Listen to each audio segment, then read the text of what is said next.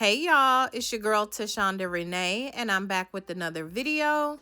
In today's video, I'm making zucchini bread. This recipe is absolutely delicious and it is very easy to make. So if you would like to see how I do it, please stay tuned. All right, for this recipe, you're going to need about 1.5 cups of zucchini. I have a really large zucchini that I got from Trader Joe's, so I'm going to use this. It's only going to take about maybe half of this zucchini to get 1.5 cups. So you're going to shred the zucchini. You want to be sure to shred it in a bowl so that you can keep the juice that comes from shredding it. You will need that juice for the recipe.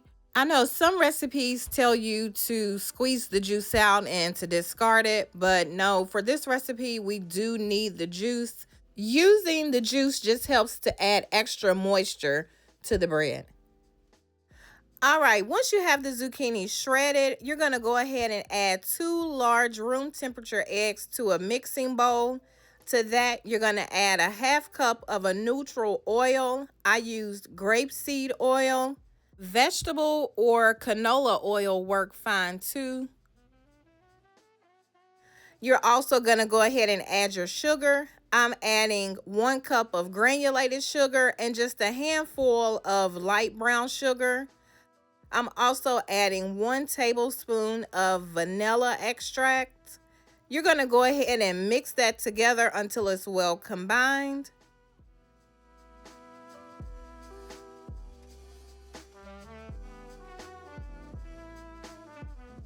Once that's combined, you're going to go ahead and add your dry ingredients to the mixing bowl. In this bowl, I have all-purpose flour, baking soda, as well as baking powder. I'm also going to add cinnamon and nutmeg.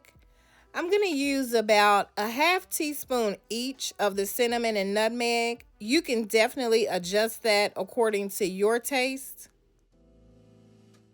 I know most recipes for zucchini bread only call for cinnamon, but I'm not the biggest cinnamon fan, so I always like to add nutmeg to dishes to kind of balance it out for my own taste. It's just a personal preference, so you do not have to add the nutmeg if you're not a fan.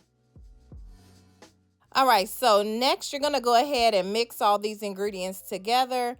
You want to avoid over mixing, so you're just going to mix it right until the flour has just about disappeared. Then you're going to go ahead and add your zucchini.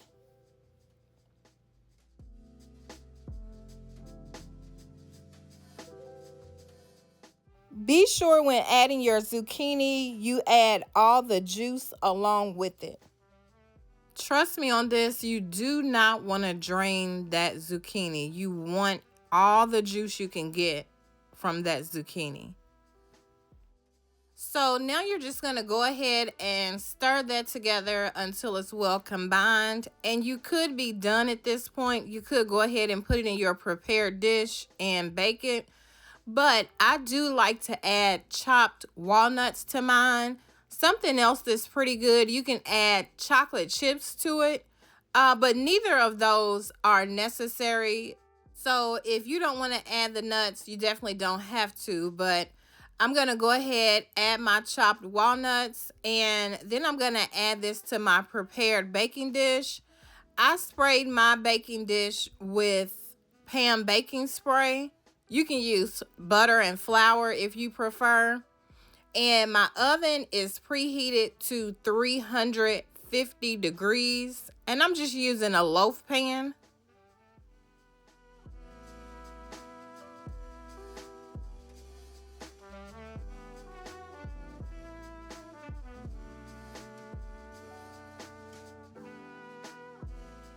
So as I stated, I preheated my oven to 350 degrees.